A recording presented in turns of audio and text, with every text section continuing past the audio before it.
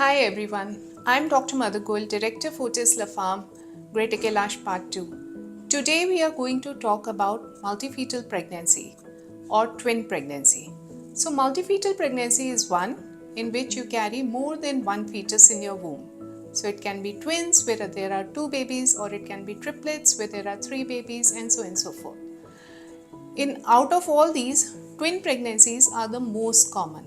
It is estimated that the incidence of twins in India is about 9 to 16 per thousand deliveries. What happens? How do the twins form? So either you can have two eggs which are released from each ovary, and there are two different eggs which are fertilized by two different sperms. We call these dizygotic diamniotic twins. Or you can have a single egg which has been fertilized and which splits later on. So these are monozygotic twins. If the splitting occurs between 1 to 3 days, it is called dichorionic diamniotic twins. If the splitting occurs between 4 to 7 days, it is monochorionic diamniotic twins. If the splitting occurs after that, it is monochorionic monoamniotic twins. And if the splitting occurs after 12 days, then they are conjoined twins. The type of twins matters because there are certain increased complications with the kind of twins that you have. Now, how do you diagnose a twin pregnancy? So initially, when you will get a beta HCG titer done, the titers are much more than a singleton baby. So this will raise a suspicion of twin pregnancy. You may have more increased nausea and vomiting of pregnancy, which again raises a suspicion of twin pregnancy. However, the diagnosis of twins is usually done on an ultrasound. So once the twins have been diagnosed, what can you expect during pregnancy? So you need to understand that our wombs are made to carry one baby. So when there are twins, the hormone levels are also double. And whatever are the symptoms of these hormones, like you may have nausea, vomiting because your beta HCG is more.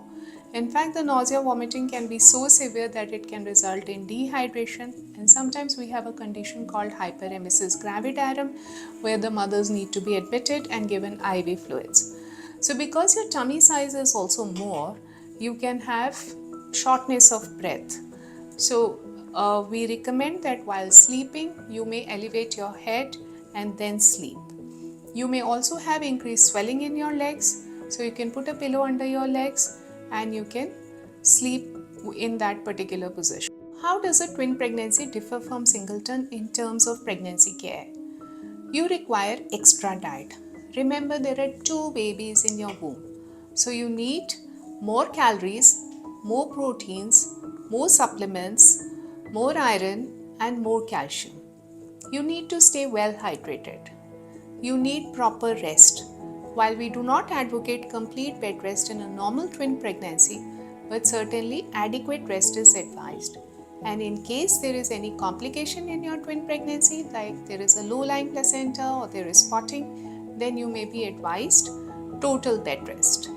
You may also need more visits to your doctor because twin pregnancies come with their own set of complications and we need to be in closer touch with our patients. You will also require extra scans. Remember, it's not easy to chart out the growth patterns of the twins, and therefore an extra ultrasound may be required for the twins.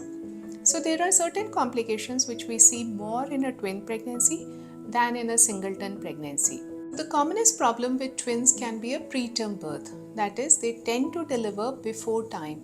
Any delivery which goes beyond 37 weeks is called a term delivery, and before that is termed as a preterm delivery.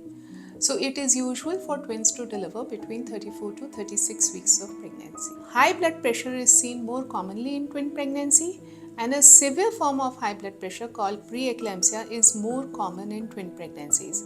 So we have to be very careful in measuring the blood pressure of patients with twin pregnancies and give them appropriate treatment.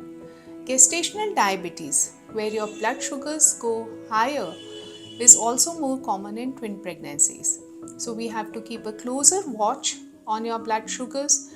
We also advise you to have normal amount of sugars, not really gorge on sweets. Remember, we are looking for extra weight gain in twin pregnancy, but this weight gain has to come from proteins and not from sugars. So there is also a higher chance of discordant growth or growth retardation in the babies, which means both the babies may not grow well adequately, because after all your womb is designed to carry one pregnancy, or there may be a difference in the weight gain. One baby may be growing and the other may experience slower growth. There is also higher chance of low-lying placenta. That means the connection between the mother and the baby is more towards the cervix than towards the fundal part of the uterus. In such cases, we advocate comparative rest for the mother. So there is also higher chances of operative interference or cesarean section in a twin pregnancy, because there may be a condition in which the first baby is breech or transverse and you will require a cesarean section.